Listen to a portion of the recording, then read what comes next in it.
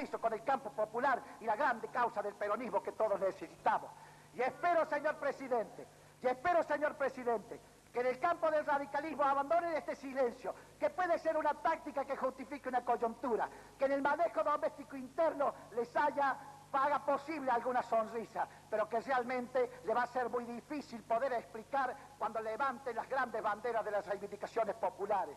Y yo sí puedo decir, y muchos de los convencionales radicales saben que esta palabra amigo yo la digo con toda una conducta demostrada, porque soy amigo de ellos. Pero yo quiero ser amigos y compañeros en la lucha política de aquellos radicales que vuelvan a restaurar en este momento el gran principio del que se rompa pero que no se doble en el lirismo de Alén y la envergadura de Irigoyen, aquel de que se pierda sin gobierno pero que se salven los principios. No vaya a ser que rescaten un gobierno y que hayan perdido definitivamente los principios y su lugar en la lucha popular. Nada más, señor presidente.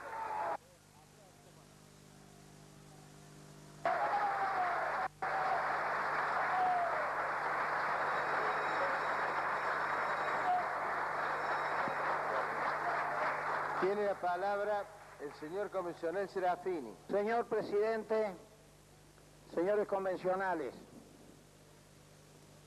luego de una jornada de maratónicos discursos pretendiendo imponer las ideas, trayendo diversas historias, hemos tenido que soportar, como dijo el señor convencional Balestrini, cosas imbancables y otras verdaderamente bancables.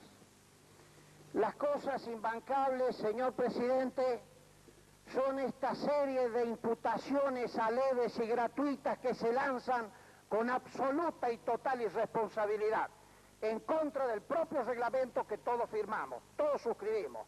El artículo 112 dice: son absolutamente prohibidas las alusiones irrespetuosas y las imputaciones de mala intención hacia los miembros de la Convención y de los poderes públicos del Estado. Creo, señor presidente, que no debe haber otro precedente histórico de una convención donde se haya violado tan enormemente este precedente.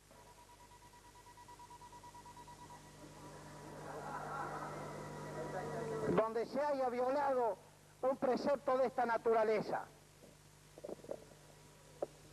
Pero yo no me voy a ocupar, señor presidente, de los acuerdos espurios y de la corrupción que aquí se ha denunciado. Tampoco me voy a ocupar de los acuerdos que pueden haber y que surgen a la vista, y me alegro que hayan sido así, entre la Renovación y la Unión Demócrata del Centro, porque aquí han encontrado el punto de coincidencia y los extremos dicen que en definitiva se encuentran. Yo quiero señalar, señor presidente, también, porque no puedo pasar por alto, agravios que aquí se han vertido, con un desconocimiento total de la realidad que ha vivido Córdoba en el tema de la reforma de la Constitución, y un agravio que sufre la legislatura de Córdoba en forma gratuita y total, porque yo doy testimonio como senador de la provincia de haber trabajado con seriedad y responsabilidad, y no pertenezco al núcleo interno del señor gobernador de la provincia, por eso creo que tengo más autoridad para decirlo. Yo no he especulado con el 101, y cuando nos dispusimos a estudiar la reforma de la Constitución, lo hicimos con absoluta seriedad, con absoluta responsabilidad. Y aquí todos los partidos políticos que están representados acudieron a nuestra convocatoria para emitir su opinión. Este fue un trabajo realizado con el tiempo suficiente y realizado con denodado esfuerzo que se pretende desconocer, y no por un proyecto remitido por el Poder Ejecutivo o por el ciudadano Eduardo Angelós, sino por un proyecto surgido de un senador de la provincia y estudiado primero por un bloque y luego por el Senado de la provincia, que lo despachó de conformidad. Y allá fue la Cámara de Diputados también. Esto no es una sorpresa para nadie, señor presidente. Y cuando hicimos la evaluación del tema, dijimos que era necesario no solamente tratar las propuestas del senador Valls de su proyecto, sino que había que hacer un estudio integral del articulado del 1 hasta el 182, y tan solo quedaron y compartimos con los distintos partidos que concurrieron a emitir su opinión, compartimos el criterio de una reforma integral, de la necesidad de una reforma integral. Y en esta reforma integral, señor presidente, el artículo 101 es uno de los 182. Quiero también señalar, señor presidente, que aquí se ha agraviado a la propia Convención Constituyente, porque pareciera que disentir es un pecado grave que debe ser censurado. Y yo pregunto que tanto se ha hablado de la defensa de la parte dogmática, donde están los derechos individuales y las libertades individuales, y la libertad y los derechos sociales. ¿A dónde están garantizados aquí con estas imputaciones falaces y agresivas que se pretende llevar inclusive a otro terreno? Yo no creo, señor presidente, que vamos a afianzar la democracia con estos procedimientos. Es necesario reflexionar. En definitiva, tendremos que aceptar, y aceptarlo así, como hombres de una civilización seria y que queremos caminar, progresar y crecer democráticamente.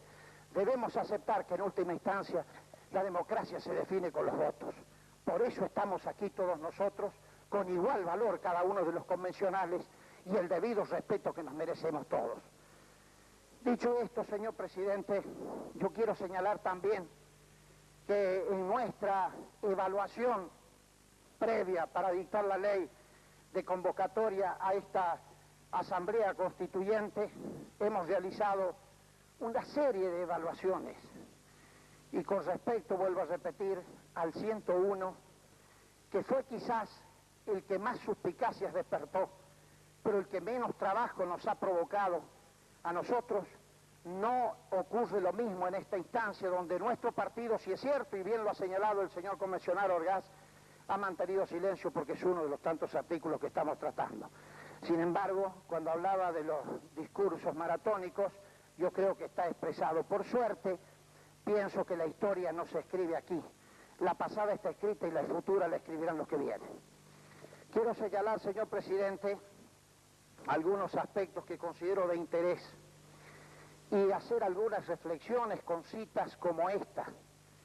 Estos tiempos de intemperancias minoritarias en que se desea imponer ideas a gritos, insultos y denuestos de todo orden, en que la calumnia, la intriga y la difamación aparecen en lugar de las ideas persuasivas y constructivas, no constituyen el ambiente sereno para debatir cosas nobles.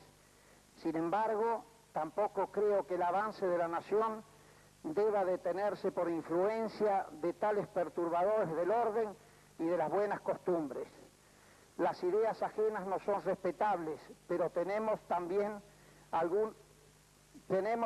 nuestras ideas, y no olvidamos el detalle de que si bien algunos ciudadanos emiten las suyas como tales, nosotros hemos sido elegidos por el pueblo para gobernar y representarle, y ellos no.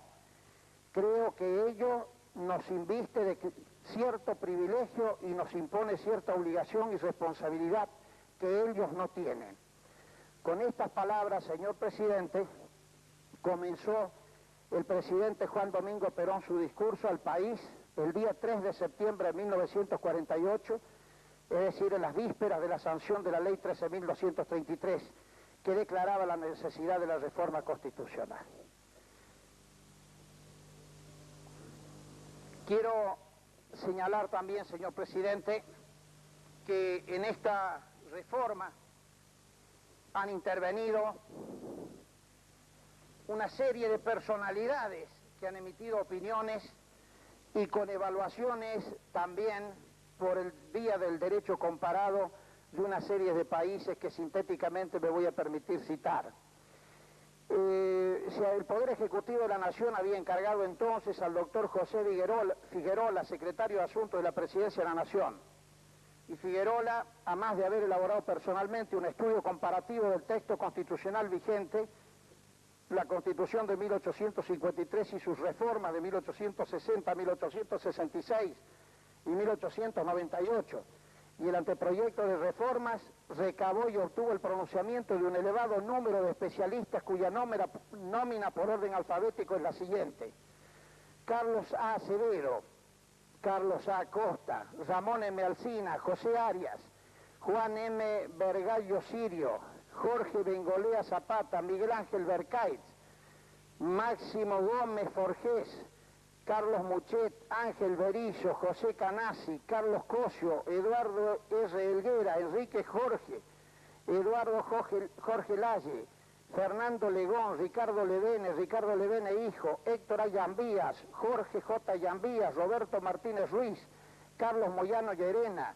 Hernán A. Pesaño, Horacio J. Maldrán, Ramiro Podetti, Marcelo Sánchez Orondo, Luis Selingan Silva, Alfredo S. Sibori, Mario A. de Tesanos Pinto, Juan A. Villoldo, Carlos Zavala Rodríguez, Alfredo R. Suanit. Y estos estudios previos incluyeron el análisis de las constituciones de las siguientes naciones: Uruguay, Paraguay, Bolivia, Brasil, Chile, Perú, Ecuador, Panamá, Colombia, Venezuela, Costa Rica, México, República Dominicana, Guatemala, El Salvador, Haití, Estados Unidos de Norteamérica, España, Italia, Francia, Alemania y China. También esto pertenece a un trabajo muy importante para la causa que aquí se debate y que se titula La Reforma Constitucional del siglo XX de Miguel Unamuno y Rubén Bomnik.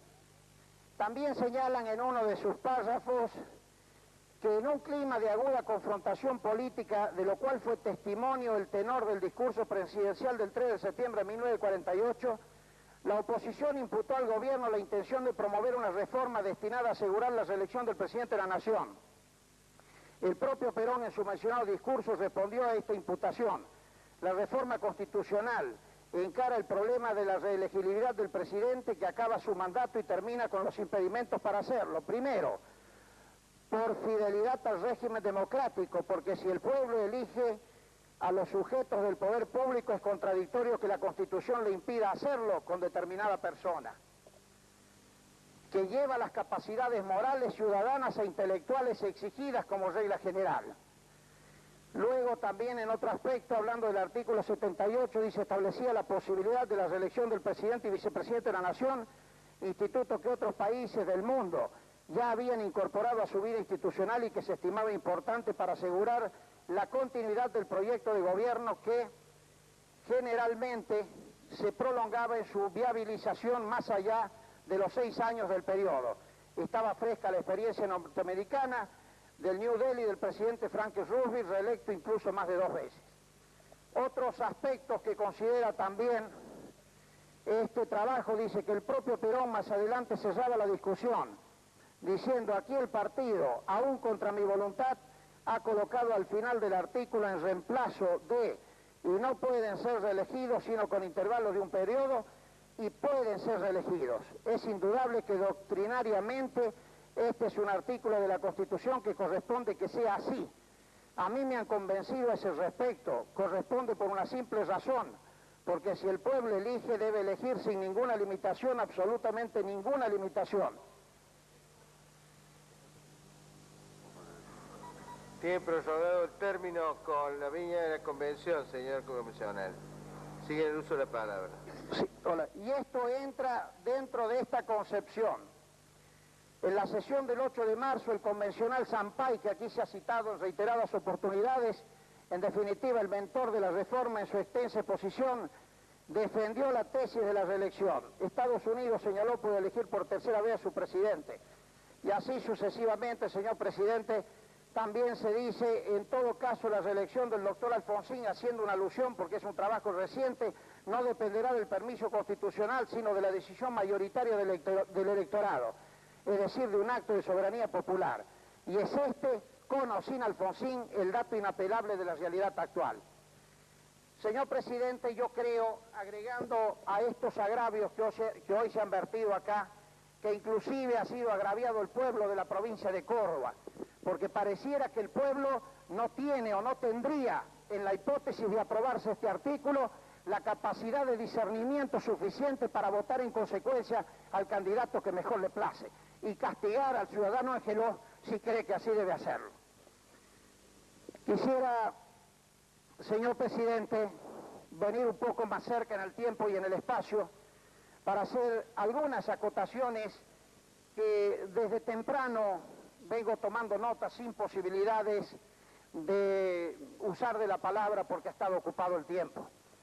Cuando el señor convencional Gentile pidió la palabra y la hora correspondiente como informante de su proyecto, debo confesar que fui inducido a error, porque creía que iba a informar el proyecto 021, donde en la página 26, el proyecto no articulado, dice así en el inciso A: reelección del gobernador, prohibir mediante una disposición transitoria la reelección del actual gobernador. De esto, señor presidente, no queda ninguna duda que el Partido de la Renovación, de la Democracia Cristiana, propiciaba la reelección, no para esta eventualidad, sino para la próxima. Y aquí, señor presidente, también, por último, con el abrazo de los dos candidatos que hemos tenido hace un momento, ahora uno, no cabe ninguna duda que toda esta especulación que se nos quiere enrostrar a nosotros, manteniendo una posición que la hemos hecho pública, porque esto no es ningún secreto, con una plataforma lanzada y votada en la forma en que todos conocemos, aquí pareciera, señor presidente, que los responsables somos nosotros y los especuladores somos nosotros. Pero yo quiero señalar, señor presidente, que aquí también hay sentado en una banca de convencional un diputado nacional por el Partido Justicialista y que aquí es convencional constituyente por la Democracia Cristiana, que aspira a ser gobernador por el Partido Peronista en el futuro. Pero también, señor presidente, porque quiero estos aspectos remarcarlos, porque mucho tendríamos que hablar sobre el particular, pero voy a tratar de ser breve. También tengo en mi poder, señor presidente, de fecha 15 de mayo de 1986, La Voz del Interior, donde en la página de política, donde dice: de la Sota aspira a ser rival de Angelós. Al hablar en un acto partidario dijo que el peronismo confía ganarle a los mejores valores que tenga el radicalismo y apoyará el proyecto para reformar la Constitución.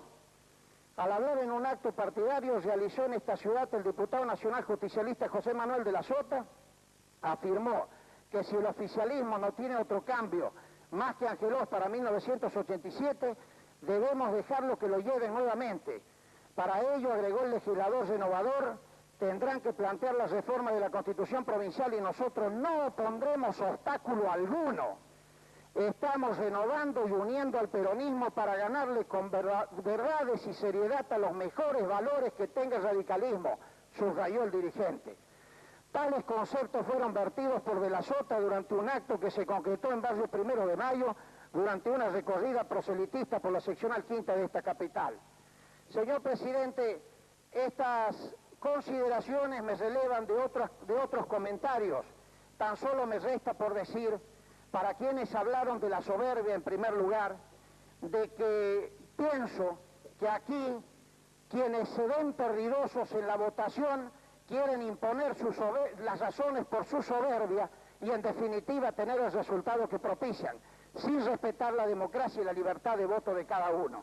Pero también quiero señalar, señor presidente, porque esta noche, este día, fue muy rico en expresiones hablando de la ética y de la ética política. Yo quiero señalar con una definición conceptual, que la llevo bien impregnada en mis convicciones personales, que la ética no se pregona, se practica, señor presidente, nada más.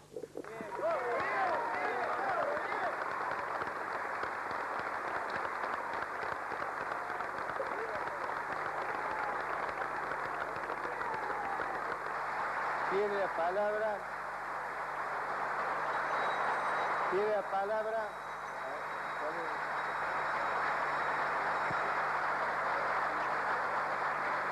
Tiene la palabra la señora convencional, señora Sacheta.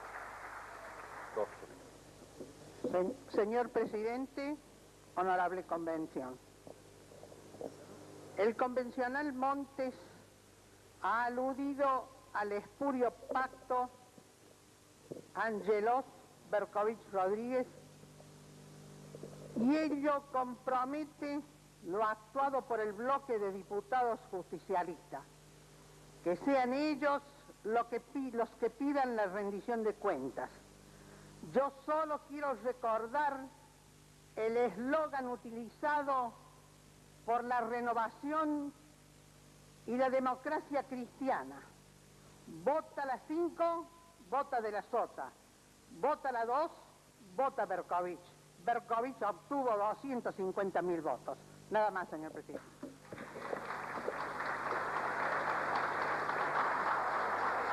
Tiene la palabra el señor convencional de la Sota.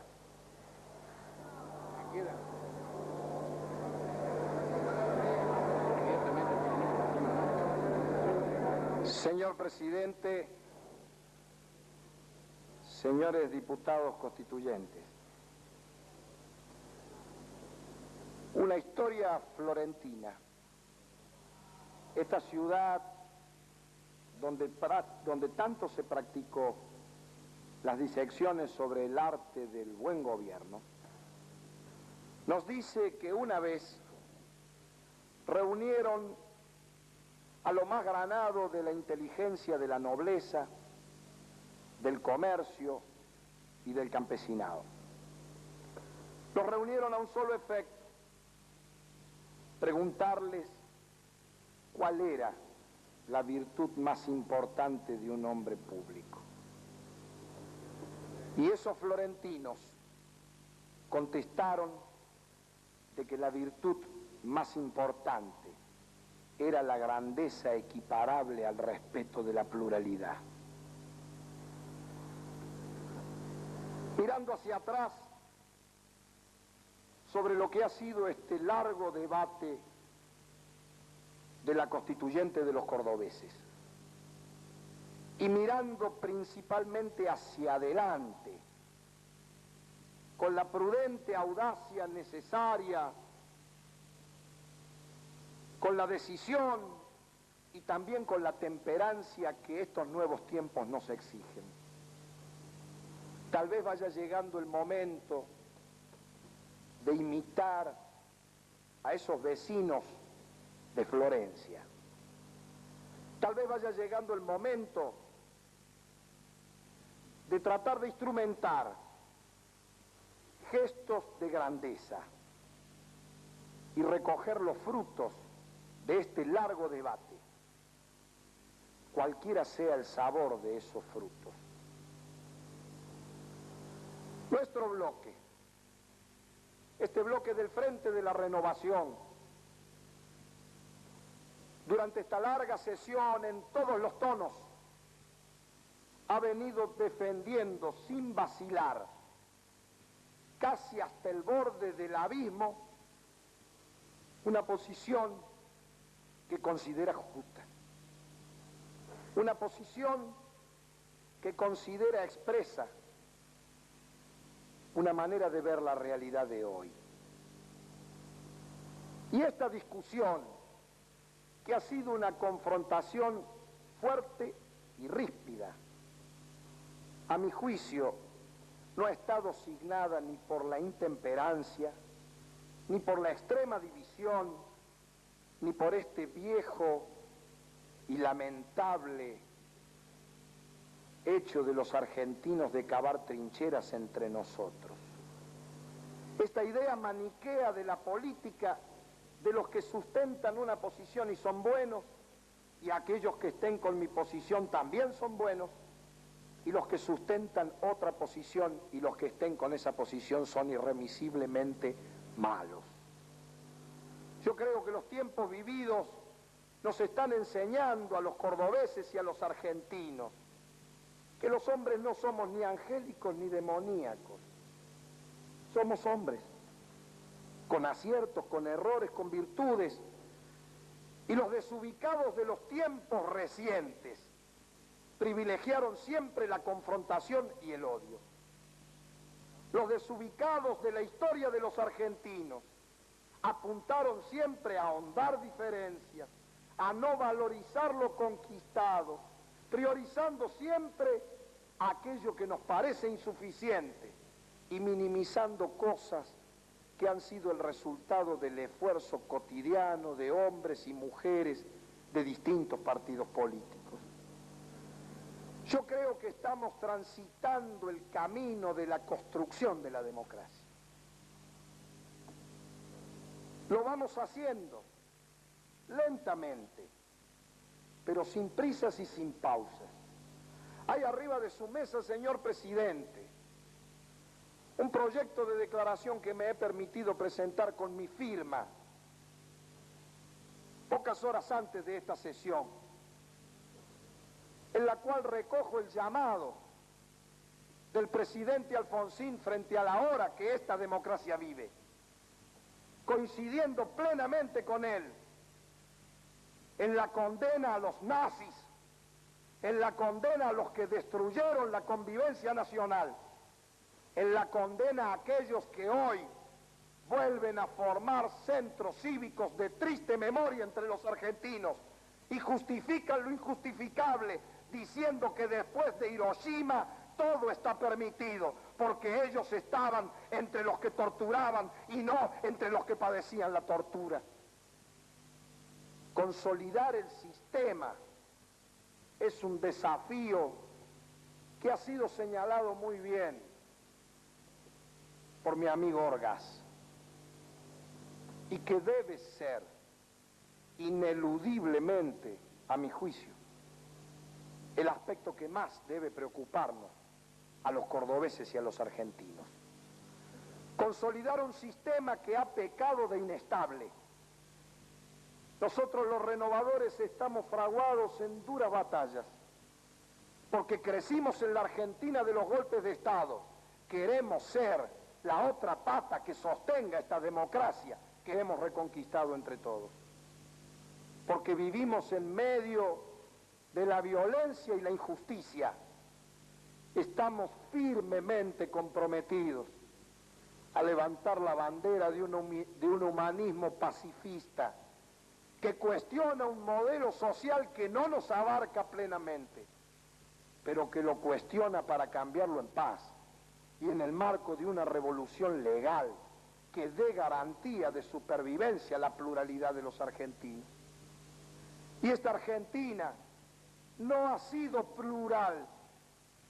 La estamos construyendo ahora con vicios de la oposición, que a veces nos oponemos más allá de lo razonable, y con vicios del gobierno, que a veces desoye críticas razonables. Es el juego de la construcción de un sistema que no tuvimos. Esta Argentina fue predominantemente unitaria primero, hegemónicamente federal después, predominantemente liberal luego, hegemónicamente irigoyenista y también lo reconozco, hegemónica y excluyentemente peronista. Estas son realidades desde mi humilde visión. Yo no voy a venir a traerles esta noche a los amigos radicales la relectura de las posturas de Levenson. Si a mí me parece saludable que el Partido Radical haya cambiado de posición. Yo siempre he planteado que uno de los males de la Argentina es esclerotizar el pensamiento, congelarlo, permitir que en ese pensamiento se infisione el cuasi cáncer de la arteriosclerosis para las soluciones que requieren tiempos nuevos. Yo acepto que los radicales hoy por sus motivos políticos sostengan la reelección. Acepto incluso que a nivel nacional contradigan la expresa decisión del presidente de los argentinos al avanzar en el esquema reelectista. Yo recuerdo que cuando asumió el presidente Alfonsín, sus primeras palabras fueron: mi mayor gratificación sería entregar la banda y el bastón de mando a un hombre público de otro partido político. Y después, como pasa siempre con la sensualidad del poder, siempre ocurre, surgieron en derredor aquellos que ya no se conformaron con esta clara y precisa premisa del presidente Alfonsín. Surgieron aquellos que dijeron: hay que consolidar la democracia y la única garantía del sistema democrático se llama Raúl Alfonsín. Cómo me hace acordar a otras expresiones que yo lamento tener que disentir con compañeros que tienen mi mismo acervo doctrinal y que se han vertido en este recinto. Nosotros también dijimos: el único capaz de garantizar el proceso de la revolución peronista era Juan Perón. Y encontramos también nuestra autojustificación. Y yo no voy a citarles a Sampaio, porque yo nací peronista, no soy converso. Y como crecí en medio de lo que son nuestras formulaciones doctrinales, sin desnaturalizarlas, con humildad, pero también con la conciencia de los tiempos nuevos, trato de revisarlos de acuerdo a lo que es la hora presente. Y trato de revisarlas, y yo me pregunto a veces, sin por esto querer hacer las alusiones de aquel que tenía la bola de cristal en la política, que gracias a esta democracia está preso y ojalá lo esté por el resto de sus días. ¿Qué hubiera pasado el 11 de noviembre del 51 si hubiera ganado la fórmula Balbín-Frondizi? ¿Qué hubiera pasado el 11 de noviembre del 51 si hubiese ganado el Partido Peronista con otra fórmula? Nosotros en el 49 dimos una pelea reelectista y la ganamos. Y en el mismo momento en que la ganamos, colocamos casi al borde de fuera del sistema a aquellos que no compartían nuestro criterio.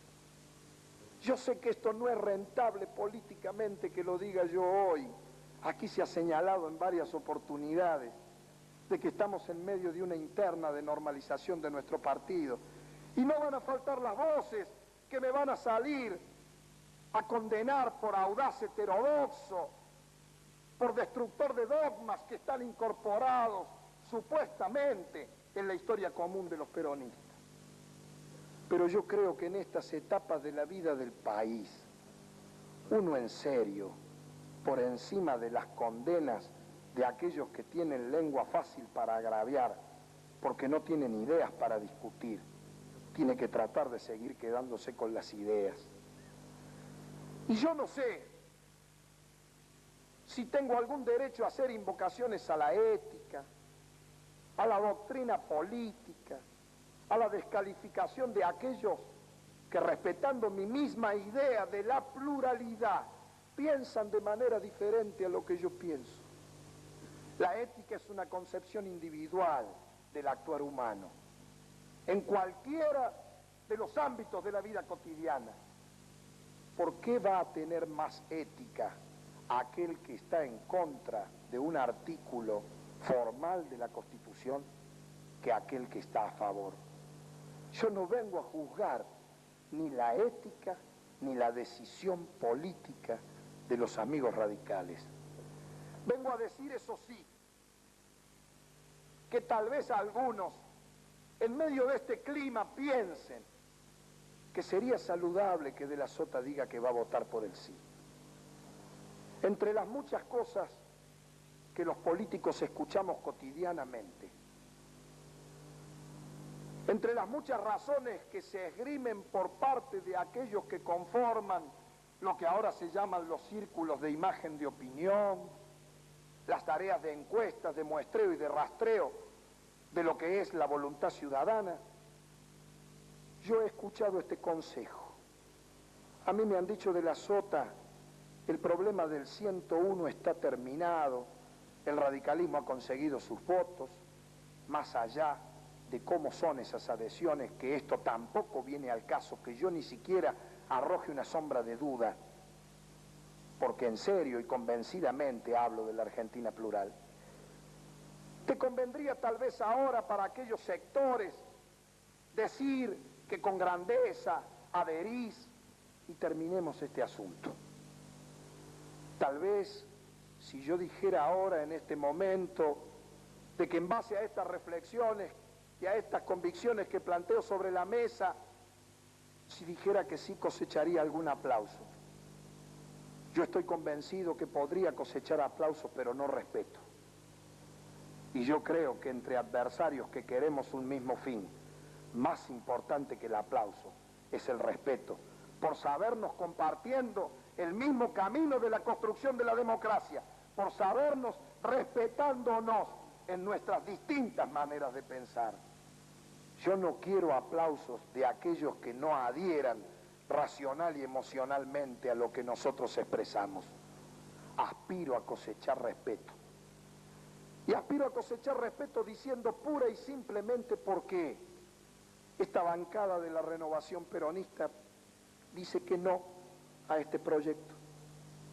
Dice que no, porque nosotros pensamos, sinceramente, de que es imprescindible hacer funcionar las instituciones como están por un saludable periodo de acostumbramiento.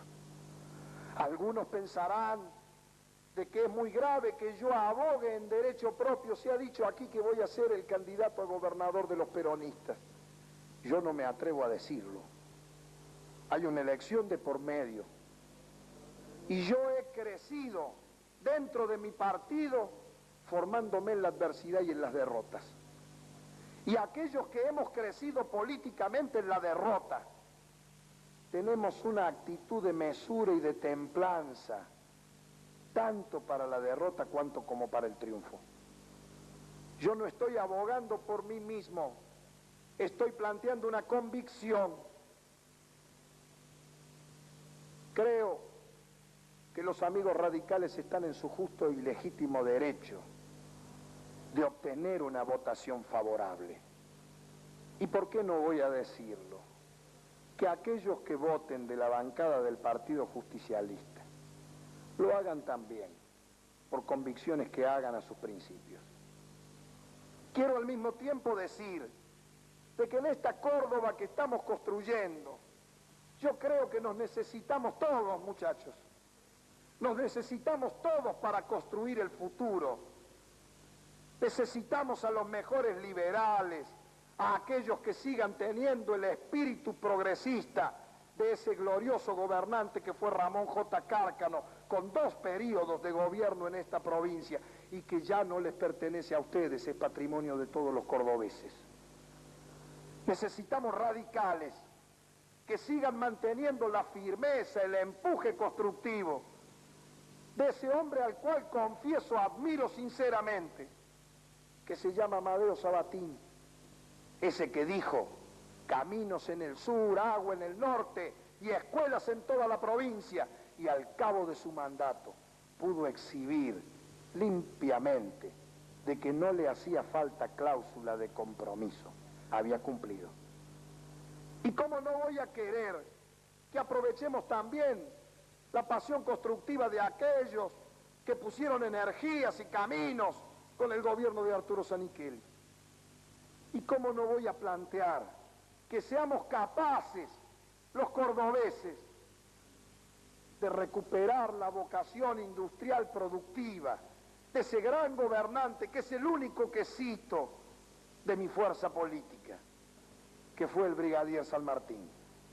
Los cordobeses no necesitamos construir un modelo alternativo que nos cobije a todos, donde nadie se sienta afuera y donde no sea sospechado de peligroso aquel que piensa de manera diferente. Yo sé que los hombres y las mujeres de esta Córdoba de hoy están pendientes de esta Constitución. Para ellos la estamos haciendo. Yo la quiero como si la hubiese redactado de mi puño y letra, aunque no esté votada. La quiero y la amo. Y quiero que mis hijas y los hijos de todos los cordobeses la estudien, la conozcan y la quieran, sabiendo que allí está el reaseguro de una convivencia civilizada, amparada de principios humanistas y cristianos.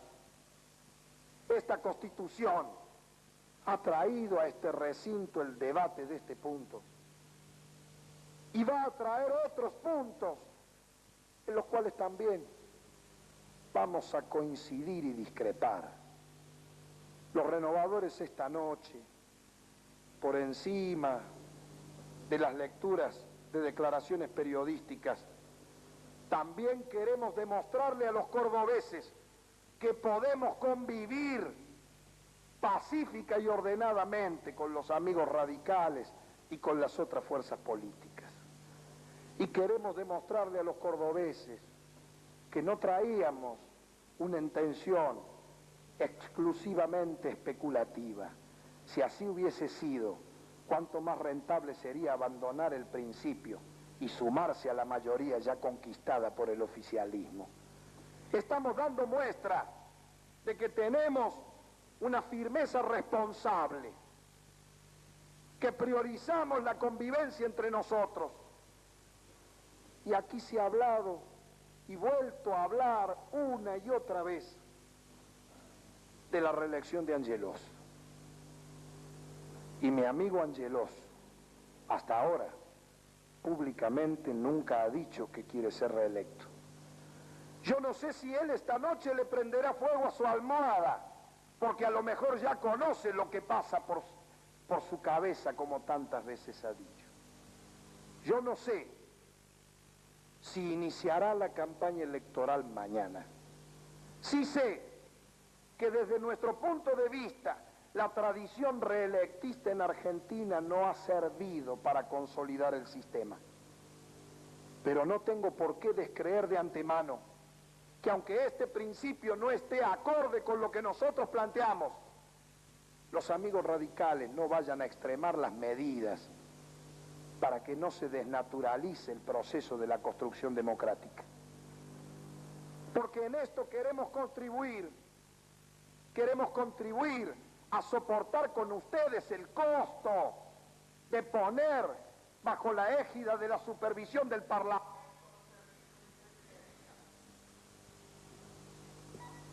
Tiene prorrogado el término, señor comisional, con la venia de la Asamblea. Continúe en uso de la palabra. Presidente, muchas gracias. Queremos soportar costos con ustedes. Queremos poner bajo el control del Parlamento a los servicios de inteligencia para que la bomba asesina que hace pocos días mató a una inocente ciudadana en Buenos Aires no mate como mató en Córdoba a un inocente pibe poco tiempo atrás en la campaña electoral del 85. Queremos contribuir con ustedes a soportar el costo político de la construcción de la convivencia sin sobreabusos de los medios de difusión, sin venir a plantear purismos de que no deban usar los resortes del poder para las legítimas aspiraciones del partido. No venimos a plantear purismos irrealizables, venimos a pedir que junto con nosotros conformemos un mínimo de reglas de juego clara. Hemos dado muestras de que no hacemos oposicionismo estéril. Yo he tenido la oportunidad en la Cámara de Diputados de la Nación, junto a un diputado nacional del radicalismo de Río Cuarto, de ir a pelear los dos juntos para instalar el mercado concentrador de Hacienda en Río Cuarto, porque eso beneficia a la provincia, y no me importó de que la firma del proyecto fuera de un diputado radical. Sí me importó que esa iniciativa progresista podía arrojar mejoras para la situación económico-social de los cordobeses. Y les decimos a los radicales que en esas cosas pueden contar con nosotros. No van a contar con nosotros en los cambios de conductas de especulación con beneficios personales, pero sí van a contar en el apoyo y en el respaldo de toda aquella obra que beneficia a un solo cordobés. Este es el espíritu que trajimos a esta constituyente y que lo vamos a mantener hasta el final de la última sesión, donde podamos decir entre todos, cordobeses, acá tienen la Constitución de la paz, del progreso, de la libertad y de la justicia. No nos vamos a atribuir ninguno de nosotros el patrimonio de la misma, pero íntimamente nos vamos a sentir cuasi propietarios o condóminos de lo que estamos realizando. Adelante con la votación, adelante con la posición política del radicalismo, adelante con la conciencia de cada votante. A votar, mañana nos espera seguir trabajando todos juntos para tener una Córdoba mejor. Muchísimas gracias, señor presidente. Tiene la palabra el señor comisional Pedarte Carranza.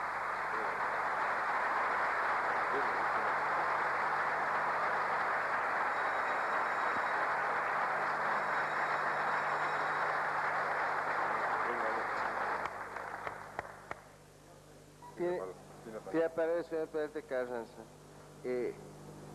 ¿Lo anota, señor? Sí. Después de más de 12 horas de sesión, donde se han explicitado en este honorable recinto todas las posturas de todos los convencionales constituyentes. No le he dado la palabra al señor convencional. Se la he otorgado al señor convencional Peralta Carranza, que la había pedido con anticipación. Yo lo he anotado en la lista.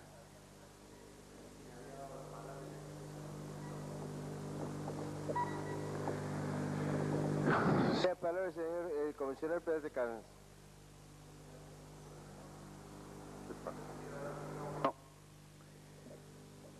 Señor presidente, honorable convención y por qué no pueblo de Córdoba. He asistido estoicamente, como bien anticipaba el convencional Maqueda,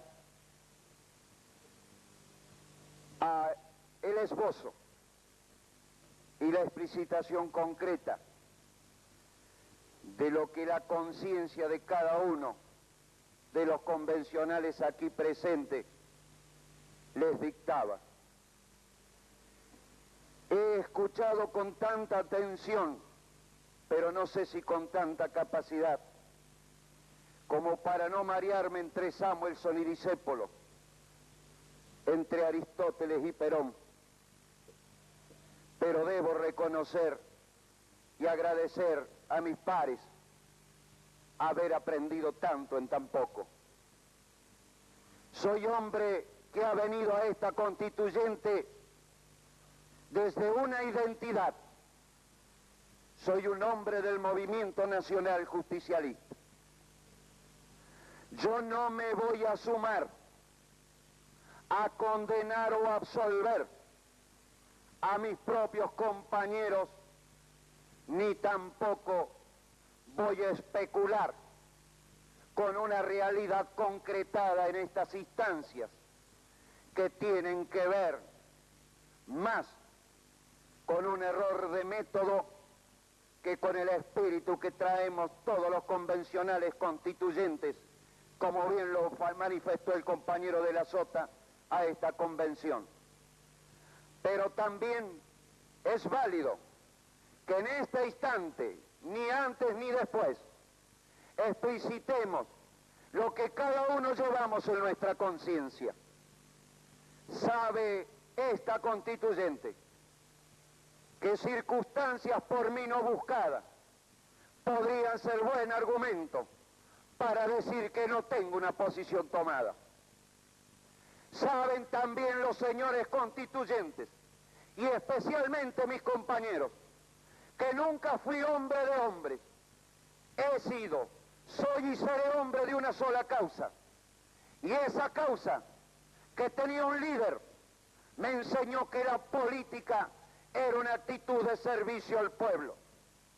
Y he escuchado en esta convención brillantes discursos, solventes ratificaciones del conocimiento, pero evidentemente hemos confundido, a mi modesto entender, lo circunstancial con lo trascendental. No hemos utilizado todo este bagaje de conocimiento en vano. Me queda la preocupación infinita de saber de pronto que un sí puede ser que elijamos el pasado o que un no puede ser que proscribamos el futuro. Yo no quiero cargar en mi conducta política con algo distinto de lo que manda la disciplina política. Y es necesario aclarar aquí, en este recinto, que la disciplina política no tiene nada que ver con la disciplina militar, que nos saca de la casa, que nos cambia el paso, nos enseña el saludo 1 y 2 y hasta mañana. No es menos cierto que tampoco tiene que ver con la disciplina eclesiástica, que evidentemente se sustenta más en el rito que en la fe. Tiene que ver la disciplina política, como bien dijera el compañero Monte, con lo que transita por la conciencia de cada uno de los militantes. Y en ese orden de ideas es que no he podido rescatar a ese Samuelson que dijo de que el problema de mi patria estaba más allá del análisis económico, sino que era un problema político. Yo también quiero recordar que ese mismo Samuelson, Premio Nobel de la Economía Liberal, dijo que la economía no era blanca ni negra, sino que era gris y a lunares. Y también quiero retomar alguna palabra de un convencional que lo nombró discépolo, pero ese discépolo establecía la protesta de la filosofía en contra del desorden.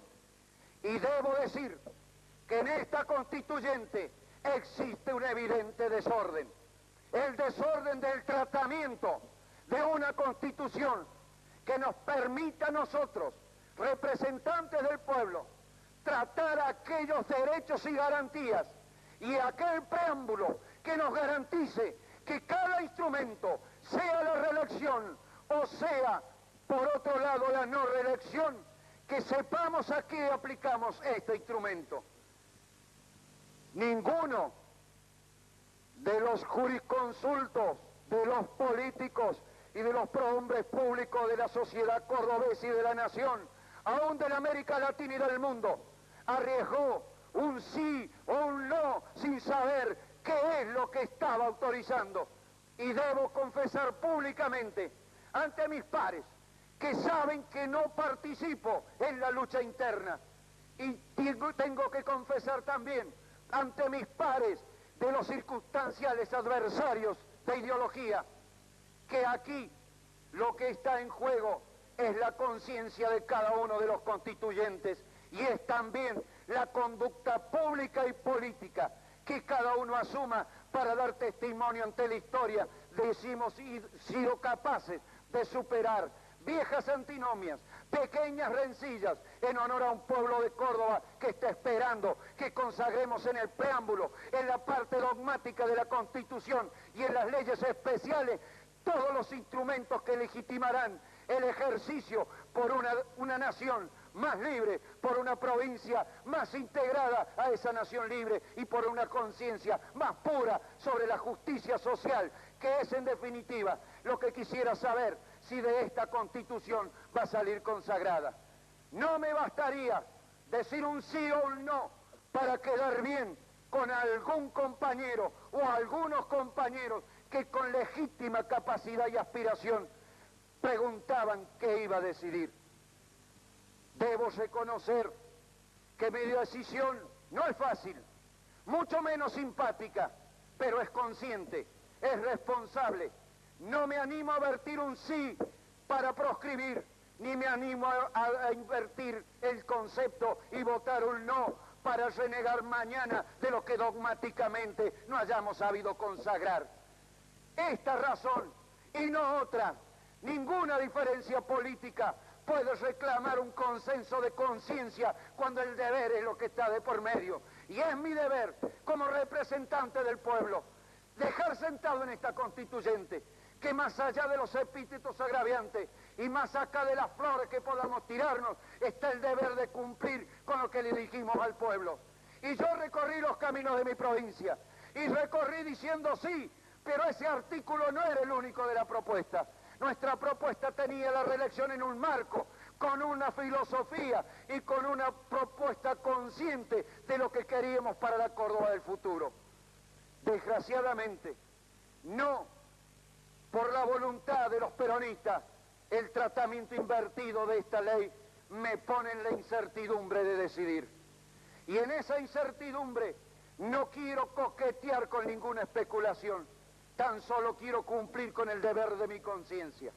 Si esto es válido, yo le pido humildemente y respetuosamente a los pares de mi convención que no me obliguen a violentarla y me permitan, evitando el reglamento, abstenerme de esta votación con lo que me someto al juicio de los tiempos que vienen. Si así no lo hicieren, evidentemente solicitaré que no tomen como una falta de respeto mi retiro de este recinto, porque sería muy triste retirarse después de haber aclarado que esta disciplina de la política está en la conciencia de cada ciudadano. Muchas gracias, señor presidente. Secretario Presidente, para su oportunidad. Tiene la palabra el señor comisionado Androé. Señor presidente, mucho es lo que se ha dicho en favor y en contra de la conveniencia o no de la reelección de un presidente de la República o de un gobernador de provincia, tanto en este recinto como por los más eminentes constitucionalistas del país y del mundo. Por mi parte, enfocaré el tema desde un punto de vista totalmente objetivo, o sea, haciendo absoluta abstracción si en el momento actual la modificación del artículo 101 de la Constitución provincial vigente beneficia o perjudica al gobernador de turno. No he sido elegido constituyente, señor presidente, para resolver una situación coyuntural, sino que mi mandato, mi deber, es el de legislar con miras al futuro inmediato e inmediato. No voy a abundar en citas doctrinarias porque ya se habló acá de Sampay, que contrariamente a lo que dijo un diputado preopinante del partido de la UDC, Sampay apoyaba la reelección. Y lo cita permanentemente en la Constituyente del 49, en su discurso, a Hamilton, en el Federalista, y en pocas palabras dice Sampay cuando inicia su discurso. Hamilton ha expuesto en el Federalista la conveniencia de la reelección presidencial y sus argumentos, extraídos de una visión realista del hombre y de la política, son totalmente incontrovertibles. La reelegibilidad es indispensable, dice Hamilton, para permitir al pueblo que prolongue el mandato del referido funcionario cuando encuentre motivos para aprobar su proceder, con el objeto de que sus talentos y virtudes sigan siendo útiles y se asegure el gobierno el beneficio de fijeza que garantiza un sistema administrativo. Sigue Sampay, sigue Hamilton, pero voy a pasar porque ya, dado lo avanzado de la hora, pero sí, señor presidente, voy a permitir hacer dos referencias doctrinarias y son por ser de Córdoba. Una es la Federación de Colegios de Abogados de la provincia de Córdoba, en un folleto que dice Bases para la reforma de la Constitución de la provincia de Córdoba, de fecha 5, 6 y 7 de noviembre de 1986. La comisión número 3, Poder Ejecutivo, se expide con respecto a la elección del gobernador y vice de la provincia en esta forma. La comisión se ha pronunciado en favor de la reelección por un solo periodo. Firman el despacho los doctores Guillermo Becerra Ferrer como presidente y los doctores Guillermo Barrera Buteler y Marta Faur como coordinadores. Hay un voto en disidencia parcial que es del doctor Hipólito J. Torello, quien, si bien coincide con la reelección, agrega que por razones éticas debe entrar en vigencia recién para el próximo periodo constitucional. Hoja 18 del folleto ese que ha sido repartido acá entre todos los constituyentes. Y la otra cita, también de abogado, es de la Asociación Argentina de Derecho Constitucional, en la reforma de las constituciones provinciales. En la misma intervino Vidal Campo, Frías, Hernández, Becerra Ferrer, Pérez Guiló, Ramela, Sagués, Espota, Zarza Mensaque. La edición es del Colegio de Abogados, pero la edita el Banco Social de Córdoba. Y al desarrollar el doctor Guillermo Ferrer el tema número 4, Poder Ejecutivo, capítulo 2, punto C, duración del mandato, expresa.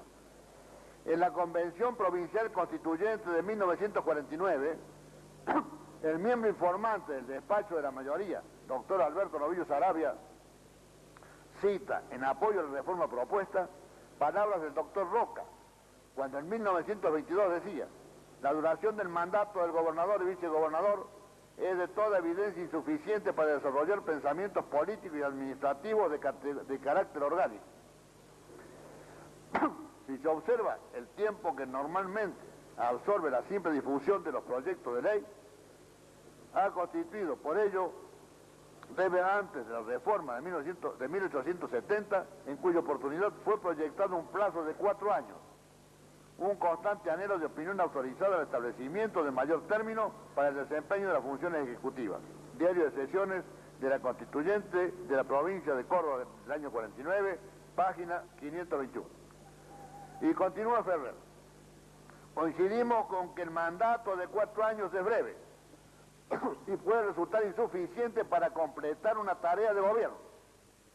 Sin embargo, hemos creído preferible, en lugar de prolongar el término, permitir la reelección por una vez, salvo tal como lo previó la enmienda de la Constitución Nacional de 1972, para un periodo presidencial similar al de gobernador de la provincia.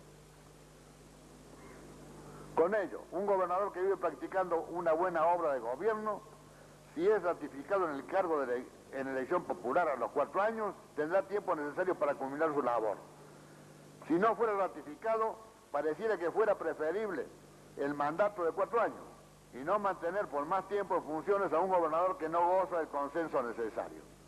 De tal manera, Becerra propone derogar el artículo 102 y sustituir el 101 por otro que contenga la reelección por una sola vez. Señor presidente, pasando ya al tema, saliendo ya del tema doctrinario, quiero hacer solamente, para terminar, una acotación política. El presidente del Congreso Nacional del Partido Justicialista, doctor Berkovich Rodríguez, en el diario La Voz del Interior de hace unos días, aconseja a los peronistas de Córdoba a votar por la reelección.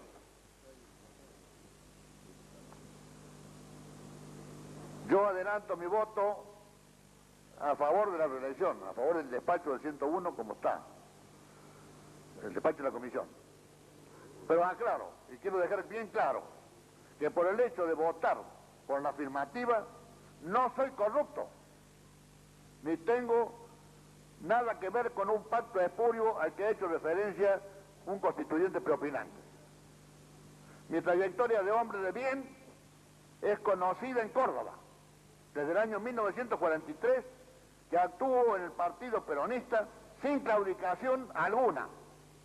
Es por ello que hago abstracción de lo dicho, que va por cuenta de quien lo dijo. Nada más, señor presidente. Quiero esperar el señor comisional Berardo.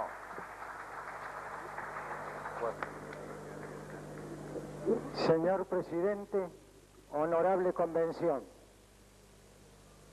El señor presidente oportunamente nos sugirió que tratáramos de abreviar nuestras exposiciones con el fin de agilizar el trámite de las sesiones de la honorable convención.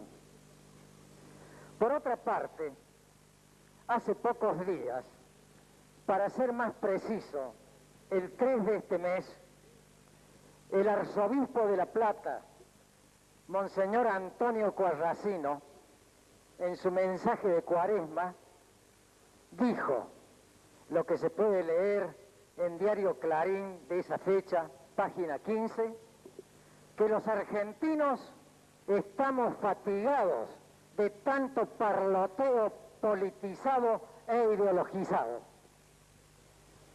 Por todo ello, y por no ser afecto a los discursos grandilocuentes y teniendo en cuenta lo avanzado de la hora, voy a sintetizar brevemente mi posición sobre el punto en debate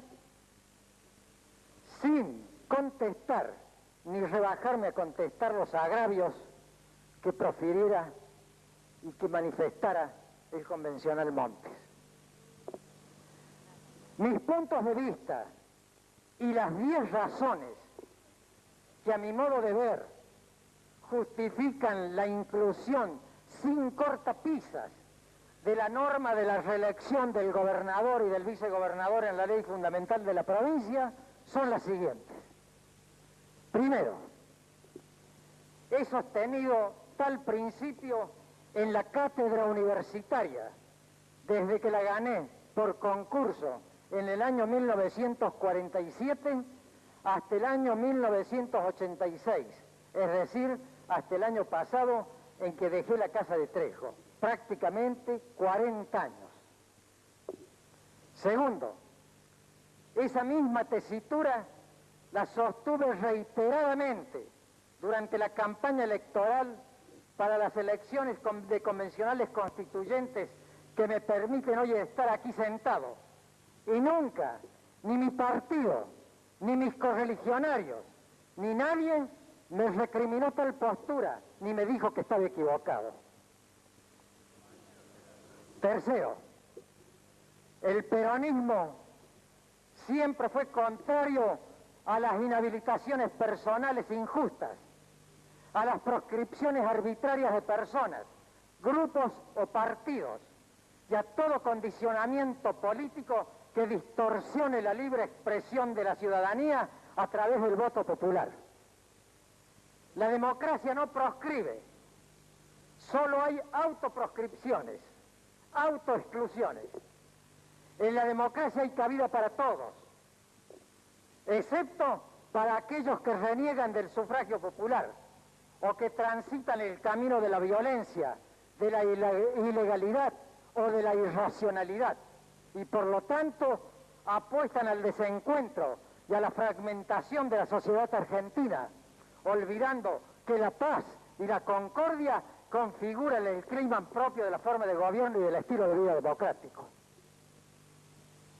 Cuarto, existen antecedentes provinciales, nacionales y extranjeros que avalan mi tesis. En Córdoba establecía la reelección del gobernador el reglamento de 1821, capítulo 14, artículo 8, sancionado bajo el gobierno del caudillo general Bustos, y también la establecía el Código Constitucional Provisorio de 1847. Es interesante porque es parte de nuestra rica historia cordobesa conocer lo que disponía sobre el particular ese llamado Código Constitucional de la provincia de Córdoba de 1847 en su capítulo 14, artículo 7. Establecía que el gobernador durará en el mando por el tiempo de 6 años, desde el día de su recepción, pudiendo ser reelegido tantas cuantas veces la honorable representación creyere necesario para sostener la tranquilidad pública, la libertad e independencia de Sudamérica y la santa causa nacional de la Confederación Argentina. Quinto, actualmente han establecido la reelección las constituciones de San Juan, artículo 175, La Rioja, artículo 117, Jujuy, artículo 127 y San Luis, sin perjuicio que establezcan el principio según trasciende otras constituciones provinciales al reformarse. En el orden nacional, consagrado el principio de la reelección, la Constitución de 1819, veo los artículos 50 y 73, la Constitución peronista de 1949 en su artículo 78, y también lo dispuso en su artículo 77 el Estatuto Fundamental de 1972. Séptimo, en el orden extranjero tenemos, entre otras, que establecen el principio de la reelección del Poder Ejecutivo, la Ley Fundamental de la República Federal Alemana, artículo 54, la Constitución de Grecia, artículo 30, de Irlanda, artículo 12, de Portugal, artículo 126, Austria, artículo 60, Francia, no prohíbe la reelección, artículo 5 a 19, la Constitución de Estados Unidos en la enmienda 22, sección primera, y las constituciones de los estados particulares del país del norte. Octavo, un principio de fidelidad al régimen democrático que tanto algunos declaman, pero no practican, impone que si el pueblo elige a los titulares del poder político, es contradictorio que la Constitución impida hacerlo con determinadas personas que llenan las capacidades exigidas como regla general, sin perjuicio de ello determinar una afrenta a la madurez y a la responsabilidad política de la ciudadanía cordobesa. No es exagerado afirmar que Córdoba fue y es meridiano político del país. Los cordobeses hemos vivido luchas estudiantiles, gremiales y políticas que signaron jornadas heroicas en resguardo de la nacionalidad y del hombre argentino, conociendo y experimentando todas las angustias, sacrificios y abnegaciones. Muchos de estos acontecimientos importaron conquistas efectivas para la vida política y moral de la República.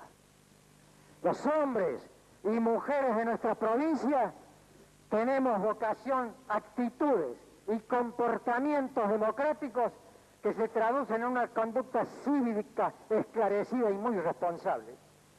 No somos ese pueblo de dioses al que aludía Rousseau, pero sí una sociedad de hombres comunes y normales que participamos consciente y comprometidamente en la defensa, custodia y consolidación de orden institucional, con la firme convicción de que en la convivencia pacífica y en el diálogo fecundo encontraremos las bases para la construcción de un futuro mejor para nuestros hijos.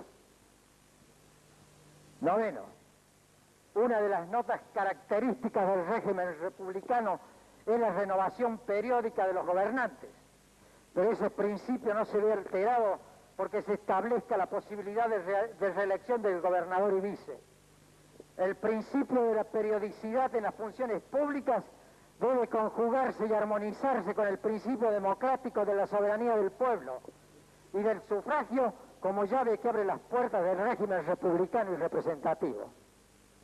Finalmente, la soberanía del pueblo importa la potestad intransferible que tiene éste de ser artífice de su propio destino y soberano de su propia suerte. Es el pueblo directamente y no un grupo que lo represente el que confirma o retira la legitimidad de un gobierno democrático. Nada más, señor presidente. Tiene la palabra el señor comisionado Maqueda. Palabra el señor comisionado Maqueda. Señor presidente, honorable convención, decía antes de ahora, cuando se me quitó el uso de la palabra, que llevábamos más de 14 horas de sesión y que creía que todos los convencionales constituyentes en este recinto habían expresado sus opiniones. Por lo tanto, iba a hacer una moción de orden de cierre de debate. Me alegro de no haberla hecho, porque así les hemos permitido expresarse a aquellos que se han reservado para el epílogo de trasnoche. Con respecto a algunas de las alusiones que pudieran llegar a herir la susceptibilidad de los miembros de nuestra bancada, vamos a dejarlas pasar por alto, porque como dice el dicho popular, no hiere quien quiere, sino quien puede. Y con respecto a las expresiones personales, respecto a la coherencia, o mejor dicho, a la incoherencia de las conductas políticas de algunos miembros, no seremos nosotros, de acuerdo al espíritu que expresó de la Sota, quienes habremos de juzgarla, sino que habrá de ser su propia conciencia, el pueblo y de última la historia. Por todo esto, y ya pensando que no cercenamos la libertad de expresión de nadie, es que le propongo a esta honorable asamblea, en cumplimiento del artículo 66, inciso 4 del reglamento, una moción de orden del cierre del debate.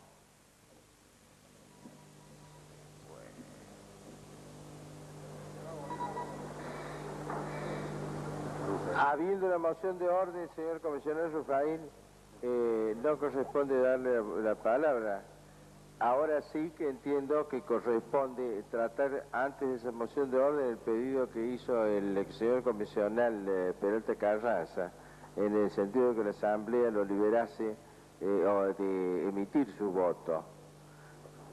Estamos de acuerdo, señor comisionado Maqueda. De acuerdo al artículo 126 del reglamento, la convención deberá autorizar o no al señor convencional Peralta Carranza a los fines de emitir su voto cuando esto se produzca.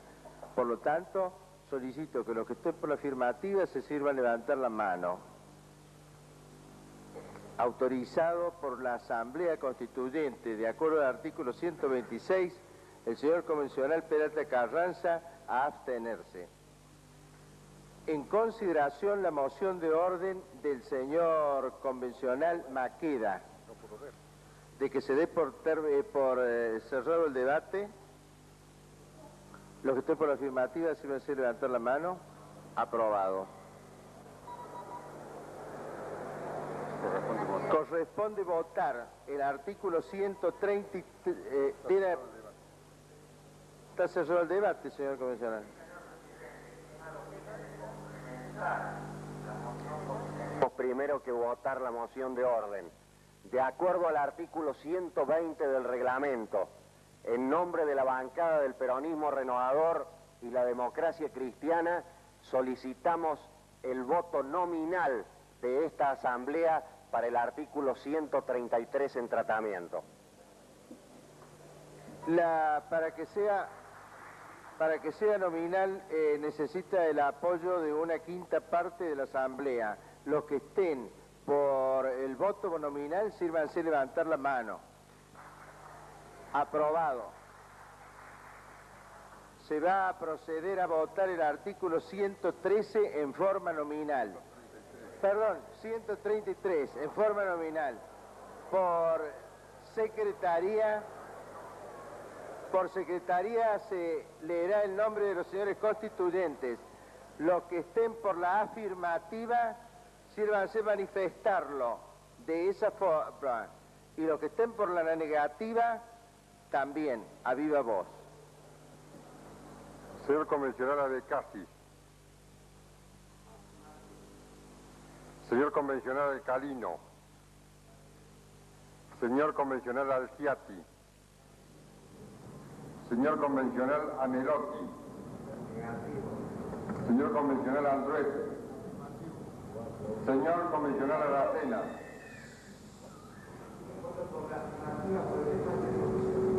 Señor convencional Arato. Señor convencional Arraya. Señor convencional Astesano. Señor convencional Palestrini. Señor convencional Berardo. Señora convencional.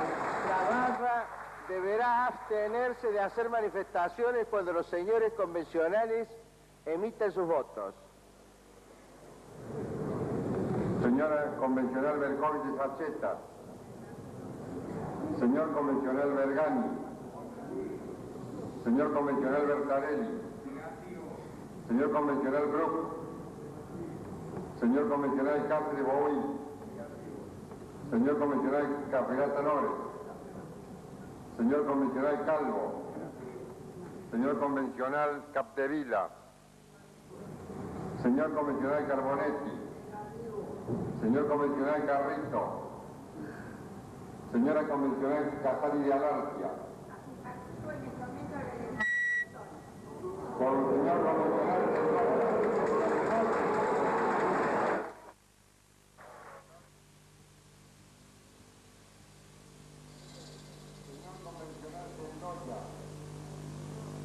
señor convencional Cornet, señor convencional Contamagna, señor convencional Cáceres, señor convencional de la Colina, señor convencional de la Rúa, señor convencional de la Tota, señor convencional del Barco, señor convencional de Barchi, señor convencional de Carlos, señor convencional Gavier, señor convencional Gentile, señorita convencional Gianni, señor convencional Gómez, señor convencional González, señor convencional Hernández, señor convencional López, señor convencional Lustó, Afirmativo. señor convencional Mablasi de Cadelo, señor convencional Maqueda, señor convencional Martínez, señor convencional Molinari Romero, señor convencional Monte,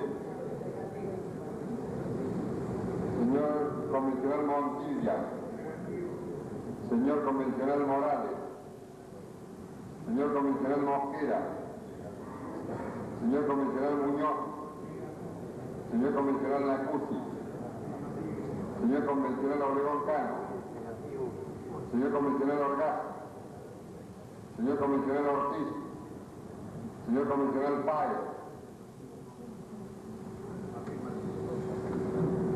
señor convencional Pardo, señor convencional Pereira, señor convencional Peta, señor convencional Prureski, señora convencional Puga de Sánchez, señor convencional Raal, señor convencional Rollero, señor convencional Rostaño, señor convencional Rufael, señor convencional Ruiz, señora convencional Sabatini, señor convencional Escarpino, señor convencional Escoles, señor convencional Serafini, señor convencional Soria, señor convencional Taglia Chávez, señor convencional Terzi, señor convencional Torres, señor convencional Trestelmeyer,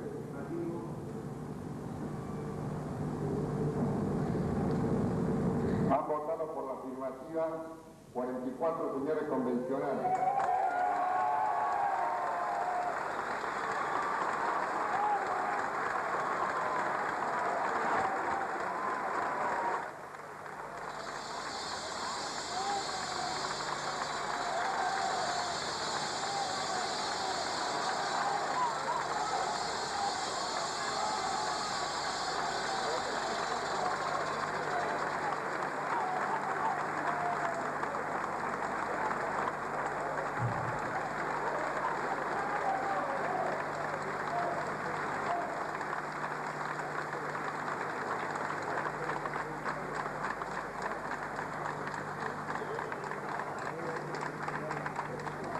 Ha habido 29 votos por la negativa y una abstención.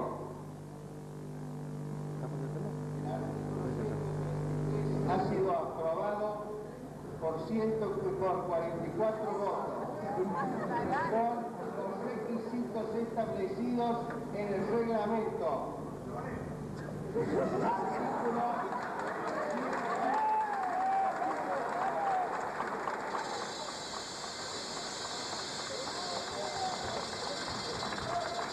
acuerdo al artículo 125 del reglamento.